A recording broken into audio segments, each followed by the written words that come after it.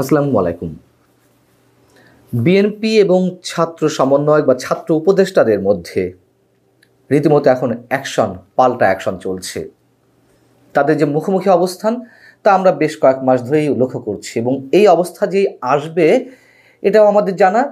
কিন্তু প্রশ্ন হচ্ছে তাদের মধ্যকার এই বাকযুদ্ধ, মুখোমুখি অবস্থান, রাজনৈতিক যে বক্তব্য তাতে পাল্টা আক্রমণের চূড়ান্ত রূপটি কী হতে পারে, কোথায় যেতে পারে সেটিও আমাদের যা মোটামুটি জানা। এবং প্রকাশ্যে যেভাবে সরাসরি অবস্থানটা এসেছে তা হচ্ছে, আপনারা জানেন, বিবিসি বাংলাকে মির্জা ফখরুল ইসলাম আলমগীরের দেওয়া একটি সাক্ষাৎকারে তিনি যে মন্তব্য করেছেন যে নির্বাচনে নিরপেক্ষ সরকার প্রয়োজন।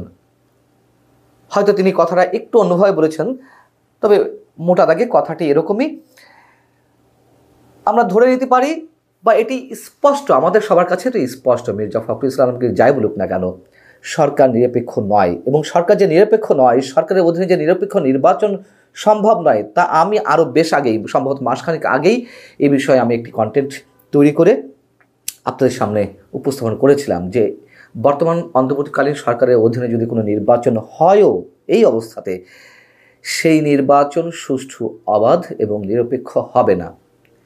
তখন কিন্তু মির্জা ফখরুল ইসলাম আলমগীর এই সরকারি নিরপেক্ষতা নিয়ে প্রশ্ন তোলেননি,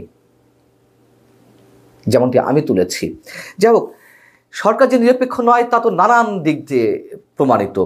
এখন মির্জা ফখরুল ইসলাম আলমগীরের কথার বিপরীতে যে কথাটি নাহিদ ইসলাম, সরকারের তথ্য এবং সম্প্রচার উপদেষ্টা, যে মন্তব্যটি করেছেন সেটি আরও ভয়ঙ্কর। তিনি বলেছেন যে বিএনপি 1-11 দিকে নিয়ে যেতে চাচ্ছে। নাহিদ ইসলাম যদি এতটাই বুঝে থাকেন, এতটাই মনে করে থাকেন, তারা যে ঔদ্ধত্যপূর্ণ কথাবার্তা বলে আসছেন, ঔদ্ধত্যপূর্ণ কর্মকাণ্ড করে আসছেন এবং দেশের প্রায় সব রাজনৈতিক দলগুলোকে তারা নিজেদের মুখোমুখি দাঁড় করিয়েছেন, কেন, কি উদ্দেশ্যে সেটিও তো আমরা জানি।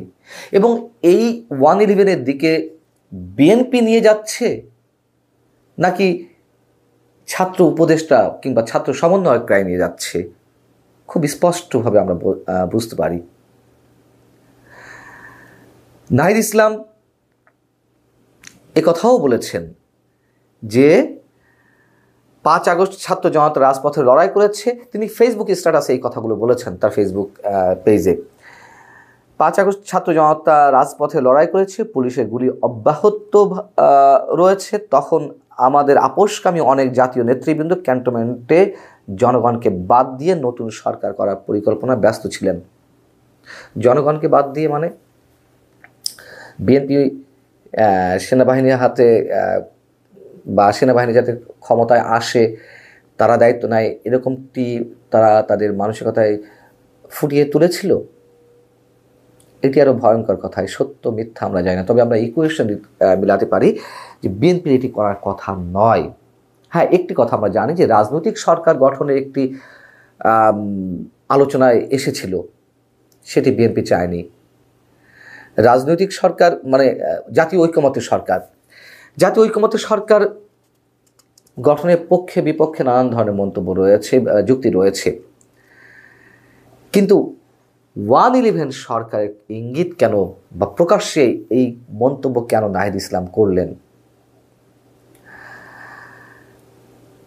এদিকে তার এই স্ট্যাটাস দেওয়ার পরে সরকারের আরেক ছাত্র উপদেষ্টা আসিফ মাহমুদ, স্থানীয় সরকার, পল্লী উন্নয়ন, সমবায় এবং যুব ক্রীড়া মন্ত্রণালয়ের দায়িত্বপ্রাপ্ত আসিফ মাহমুদ, তিনি আরও মজার কথা বলেছেন।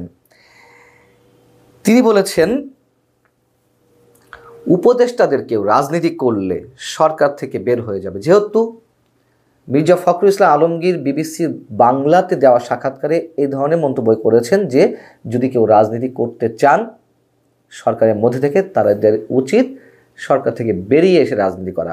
তিনি এই মন্তব্য নতুন করে করেননি, এর আগেও এই ধরনের মন্তব্য করেছেন এবং তার এই মন্তব্যের সঙ্গে নিশ্চয়ই আমরা সাধারণ মানুষ একমত। আসিফ মাহমুদ যে কথাগুলো বলছে তারও কি মিনিমাম কোনো ধরনের সত্যতা আছে? সরকারের কাজে রাজনৈতিক দলের হস্তক্ষেপ বলতে কি বুঝিয়েছে? আমরা দুইভাবে এর মিনিংটা দাঁড় করতে পারি। একটি হচ্ছে তাদের বিভিন্ন দাবি দেওয়া রাখতে হয় সরকারকে। আরেকটি হচ্ছে, যেটি সম্ভাবনা বেশি, যেটি বোঝাতে চেয়েছে আসিফ মাহমুদ, তা হচ্ছে সংস্কার কার্যক্রম চালাতে চায় সরকার, সংস্কারের নামে নির্বাচন প্রলম্বিত করতে চায়। বিএনপি সেই জায়গাগুলোতে বাধা দিচ্ছে। রাষ্ট্রপতি অপসারণের যে দাবি ছাত্র সমন্বয়কদের মধ্যে থেকে উঠেছিল, সরকার সেটি করে ফেলতো দাবি পূরণ, সেটিতে বিএনপি বাগড়া দিয়েছে। এবং সংবিধান ৭২-এর সংবিধানকে ছুঁড়ে ফেলে কবর রচনা করে নতুন ঘোষণাপত্র তারা দিতে চেয়েছিল, সেটিতে বিএনপি বাধা দিয়েছে। তো এইগুলো যদি সরকারের কাজ হয়ে থাকে, যদি বিএনপি এই কাজগুলোতে বাধা দিয়ে থাকে, অবশ্যই সেগুলো জনগণের পক্ষেই কাজ করেছে, আমাদেরকে বলতে হবে। এখন আমি যেটা বলছিলাম যে আসিফ মাহমুদ যে কথাগুলো বলেছেন সেগুলো পুরোপুরি প্রতারণামূলক কথাবার্তা জনগণের সাথে। তার কারণ তিনি যেটি বলেছেন যে কেউ রাজনীতি করলে সরকার থেকে বের হয়ে করা উচিত, নিজেই বলছেন রাজনীতি তো তারা করছেন। এই ৩ উপদেষ্টা তো প্রকাশ্যে রাজনীতি করছেন। নতুন কোনো রাজনৈতিক দল ছাত্রদের মধ্য থেকে গড়ে উঠবে কিনা সে বিষয়ে তিনি বা নাহিদ ইসলাম, আসিফ মাহমুদ তারা সবসময় বলেছেন যে এই ধরনের কোনো ইচ্ছা তাদের নেই। কখনো বলেছেন এগুলো গুজব, আবার কখনো বলেছেন যে এখনই কোনো রাজনৈতিক দল নয়। কিন্তু রাজনৈতিক দল তো হচ্ছে, এটা তো ওপেন সিক্রেট এখন, মানে সিক্রেসের কিছু নেই, একেবারে খোলামেলা। বৈষম্যবিরোধী ছাত্র আন্দোলন থেকে জাতীয় নাগরিক কমিটির মধ্য থেকে রাজনৈতিক দলের আত্মপ্রকাশ ঘটতে যাচ্ছে, এগুলো কি মিথ্যা? আচ্ছা, চোখে আঙুল দিয়ে যদি দেখিয়ে দিই যে সংবিধানের কবর রচনা করে নতুন ঘোষণাপত্র জারি করা হবে বা উপস্থাপন করা হবে, তার আগের রাতে যে সংবাদ সম্মেলন, যখন সরকারের সঙ্গে একটা দূরত্ব সৃষ্টি হয়েছিল অথবা এটি ঘোষণা করা হবে কিনা সেটি জানানোর জন্য যেই সংবাদ সম্মেলনটি করা হয়েছিল বৈষম্যবিরোধী ছাত্র আন্দোলনের পক্ষ থেকে, সেখানে নাহিদ ইসলাম কিংবা আসিফ মাহমুদ উপস্থিত ছিলেন না। তারা হয়তো ফেজে আসেননি, ক্যামেরার সামনে ছিলেন, তো এটা তো মিথ্যা নয়। তাহলে কাদের ইন্ধন এটা হচ্ছে? আচ্ছা, মাহফুজ আলম ছাত্র উপদেষ্টা, মানে সরকারের অন্যতম উপদেষ্টা, তার কাজটি কি? তাকে কেন এখনো দপ্তরবিহীন উপদেষ্টা করে রাখা হয়েছে? তিনি কাদেরকে কি উপদেশ দেন? একেবারে পুরো সরকারের উপর ছড়ি ঘোরানোর জন্যই তো তিনি সেখানে রয়েছেন। অতএব আসিফ মাহমুদ যা বলেছেন, এই কথাগুলোকে যদি আমরা বলি মিথ্যা বলেছেন, অসত্য বলেছেন, সত্য গোপন করেছেন, সেগুলো কি অযৌক্তিক কিছু হবে?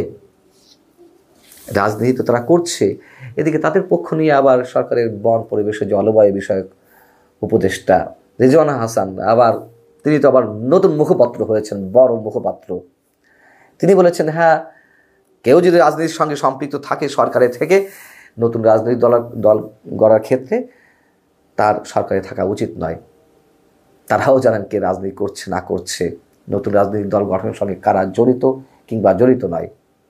এবং এই ছাত্র সমন্বয়করা যেভাবে পুলিশ প্রোটেকশন নিয়ে শুরুর দিকে বিভিন্ন জায়গায় বিভিন্ন ধরনের গণসংযোগমূলক কাজ করেছে, তাও কি আমরা জানি না? এসব কথা বলে বিএনপি আওয়ামী লীগ যেমন মানুষকে বোকা বানিয়েছে, আবার যে নতুন রাজনৈতিক দল তা আত্মপ্রকাশের আগেই মানুষকে বোকা বানানোর চেষ্টা করছে। সব মিলিয়ে পাল্টা অ্যাকশন শুরু হয়েছে, বাকযুদ্ধ শুরু হয়েছে, প্রকাশ্যে বিরোধিতার অবস্থানে গেছে এবং এটি চরম পর্যায়ে যাবে। এটি আমার ব্যক্তিগত ধারণা, আমার ব্যক্তিগত সমীকরণ, সেগুলো দেখার অপেক্ষায় আমরা রইলাম। তবে বিএনপি যেটি করছে, অনেক কৌশলী খেলা খেলছে, অনেক ধৈর্য নিয়ে তারা রাজনীতি করছে, এটুকু আমরা একেবারে নিরপেক্ষ অবস্থান থেকে বলতেই পারি।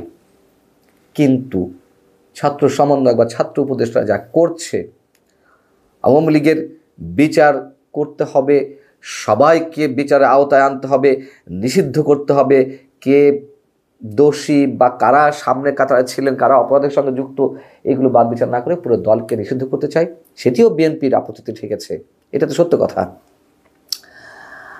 আবার নতুন রাজনৈতিক দল নিয়ে যা করছে, সেটা তো মানুষ ভালো চোখে নিচ্ছে না, নেবার কথাও নয়।